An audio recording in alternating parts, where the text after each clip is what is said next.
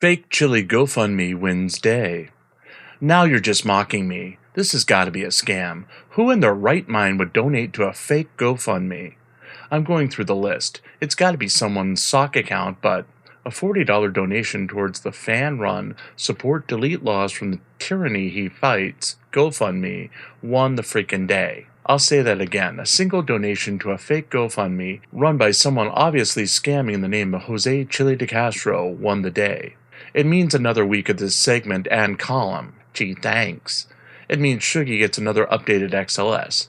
It means I'll never, ever, ever get out of writing this column. Somebody out there hates me.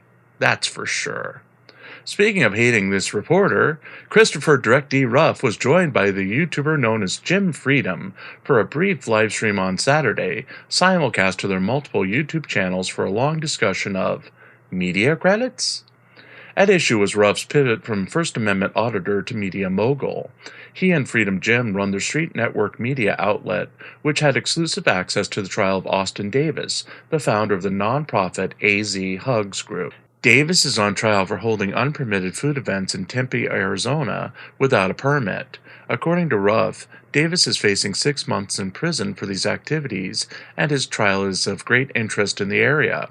A deal was made between Jim Freedom and local News 12 for use of Freedom's footage from the courtroom, as long as News 12 attributed it to Freedom's Street News Network. News 12 declined to do so when they used the footage, which led to a dispute between the parties. The Street News Network initially providing pool coverage for the other media outlets. Both News 12 and Jim Freedom now have the ability to film in court, which brings up a couple of concerns that you should think about.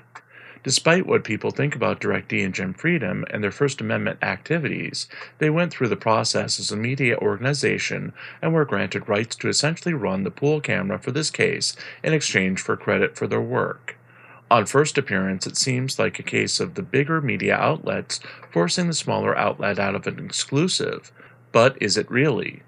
If Street News Network was indeed a pool provider, then attribution wasn't necessary. Court TV provides the pool camera for the Karen Reed murder case, for example, without the expectation of credit for their work.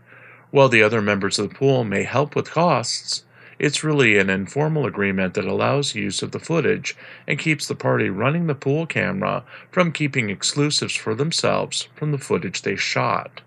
News 12 used the footage without attribution. However, they took things further and claimed that they had the exclusive with only their reporter in the courtroom when Jim Freedom was there and reporting. Perhaps they meant mainstream media in their statement. But it's insulting at best to claim an exclusive when they clearly knew that another reporter was there, let alone providing them with the actual footage. I know the line is blurred with everyone claiming to be a journalist on YouTube. I do not claim that title for this reason. I'm a blogger. I run a blog. But at the same time, I write stories, I distribute news, I report on things. If I hear something from another reporter or use another reporter's information, I do my best to provide credit for that information. I would hope that other outlets would do the same when using my reporting. In the case of News 12, despite how I may feel about Jim Freedom's activities outside of reporting, if they had a deal, they had a deal. Attribution is necessary. I personally dislike Aiden Turtleboy Kearney, but if he's the source of information, then I attribute that information to him. It's the right thing to do. News 12 was in the wrong for what they didn't do in this case. Again, as the line blurs and more YouTubers cross over into the mainstream media, there will be more cases like this. There will be more resistance, and there will be a lot more abuse of the term, but fair is fair. If Street News Network had a deal with News 12, News 12 should have abided by that deal. As always, if you'd like to keep us reporting news stories every day, we do have a GoFundMe of our own located in the scroll below. All proceeds go to keeping the lights on, eating, and writing news stories to feature here on ReallyCoolSite.org.